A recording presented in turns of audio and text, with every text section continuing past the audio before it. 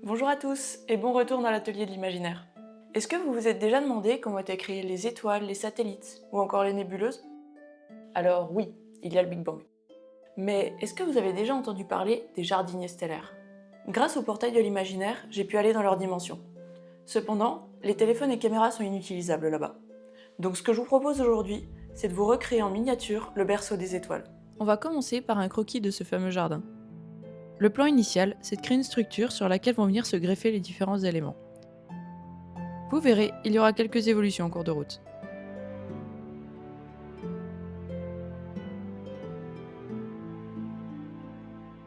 J'ai reçu une machine pour couper le polystyrène.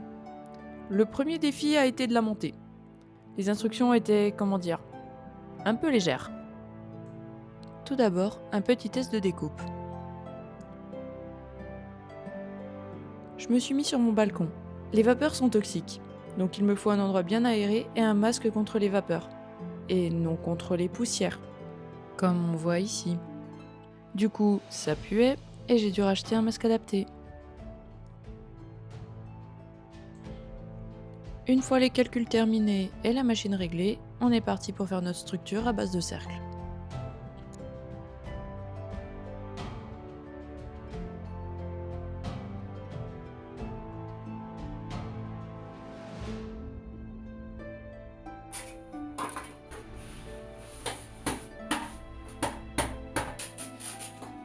Bon, pas tout à fait la taille escomptée, mais on va en faire un truc.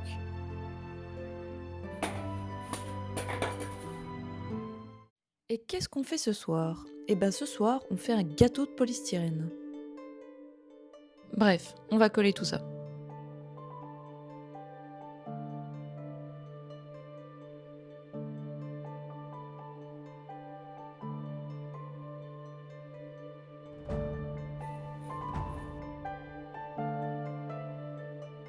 J'utilise une tige qui chauffe pour faire fondre le polystyrène. Ça permet de donner du relief plus facilement que l'autre machine.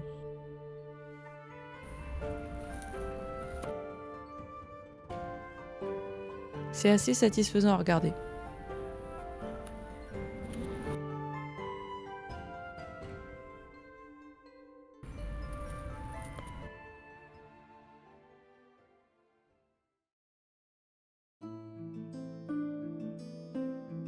On est parti pour faire des cailloux.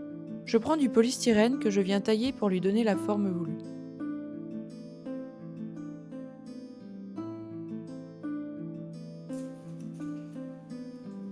Ensuite, j'utilise une boulette d'aluminium pour lui donner de la texture.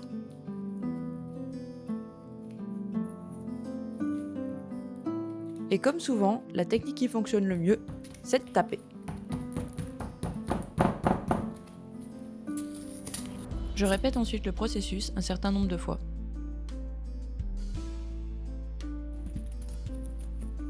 Donc j'ai une première sorte de caillou, mais j'aimerais bien en avoir un autre type avec plus de texture.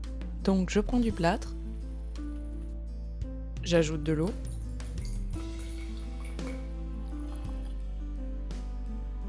ça fait des bulles. Bref, je touille et j'ajoute de l'eau jusqu'à avoir une consistance qui me plaise. Je prends un morceau d'aluminium, décidément très utile l'aluminium, et je le froisse un peu, mais pas trop. Un peu, mais pas trop. Après avoir coulé le plâtre, je me rends compte qu'il n'était pas suffisamment liquide. Donc on va laisser sécher celui-là et en refaire un deuxième. Trop bien, j'en reporte tout sur les habits, j'adore.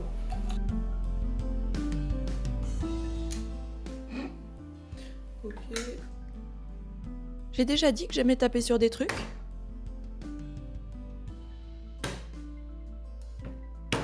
On dirait que je suis en train de jouer à tap-taupe.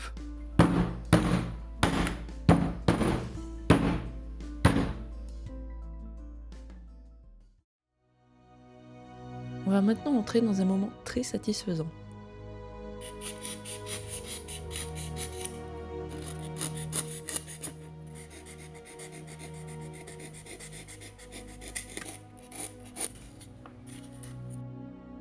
J'en profite pour ajouter 2 plateformes qui vont donner du volume à la structure.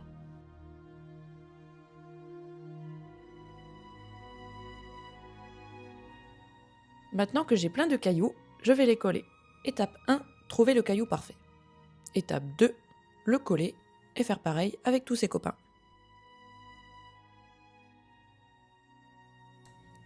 Quelques retouches des reliefs et des angles au passage.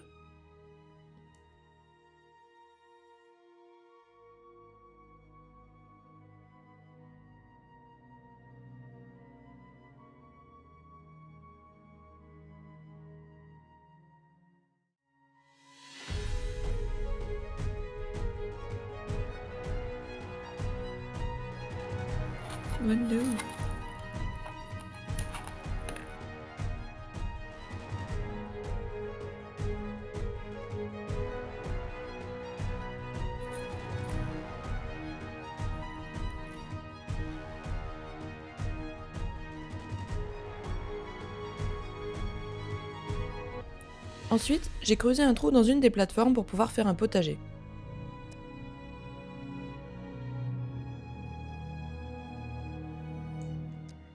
Évidemment, j'ai trop creusé, donc j'ai mis de la colle pour reboucher. What? Je viens de faire une bulle.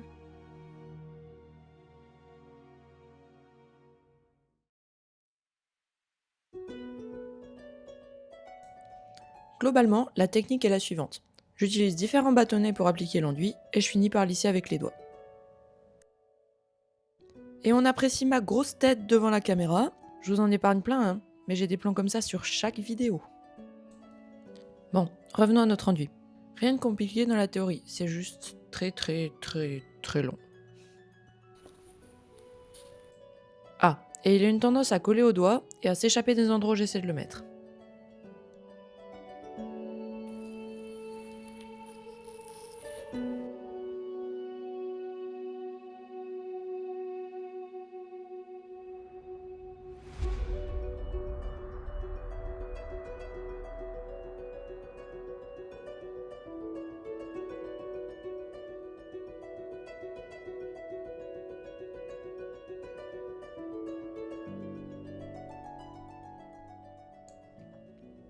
On laisse sécher 24 heures, un petit coup de ponçage et on va pouvoir passer à la peinture.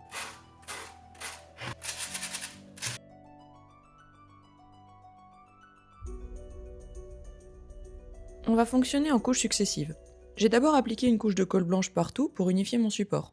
Puis j'applique 2 couches de gesso pour que la couleur aussi soit uniforme.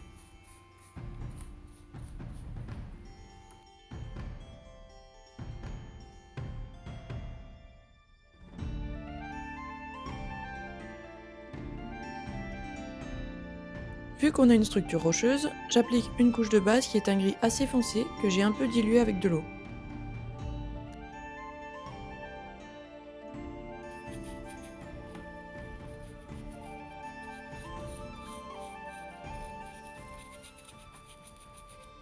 Après séchage, j'applique un marron plus dilué dans différentes zones. Je viens ensuite retirer un peu de la peinture appliquée avec un essuie-tout pour avoir un rendu léger.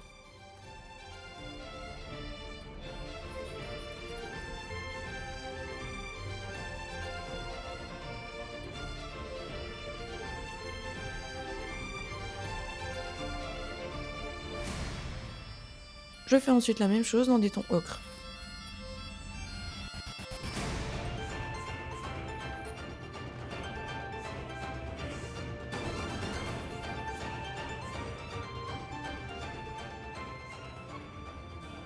Et je termine avec une couche de vert.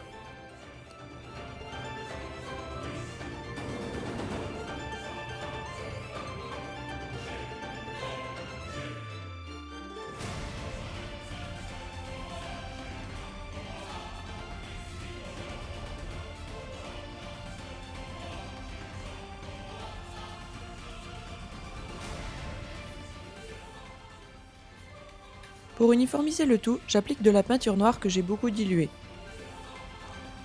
Je viens ensuite éponger tout l'excédent.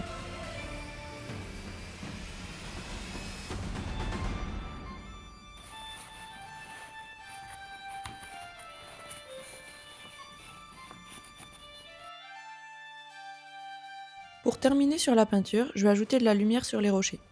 Pour ça, je prends de la peinture blanche et je frotte mon pinceau sur un essuie-tout. Quand il ne reste presque plus de peinture, je viens brosser toute la structure pour mettre en valeur mes jolis cailloux.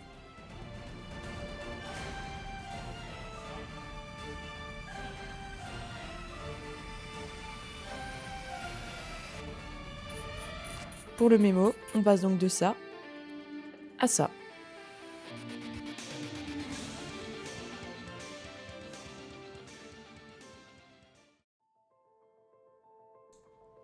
Pour terminer le travail de structure, je viens ajouter un peu de vie à tout ça. Je mets de la colle blanche, puis je viens ajouter de l'herbe artificielle par-dessus. Je tapote ensuite délicatement pour que les brins collent, et je viendrai dans un second temps enlever l'excédent.